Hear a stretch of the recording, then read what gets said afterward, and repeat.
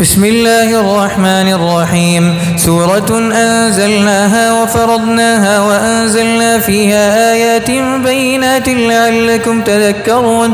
الزانية والزاني فاجلدوا كل واحد منهما 100 جلدة ولا تأخذكم بهما رأفة في دين الله إن كنتم تؤمنون بالله واليوم الآخر وليشهد عذابهما طائفة من المؤمنين.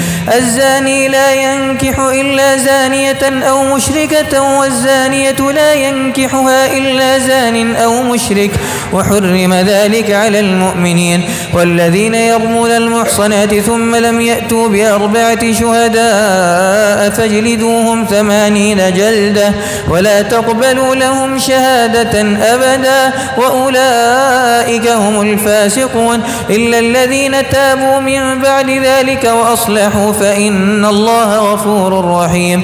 والذين يرمون أزواجهم ولم يكن لهم شهداء إلا أنفسهم فشهادة أحدهم 4 شهادات بالله إنه لمن الصادقين.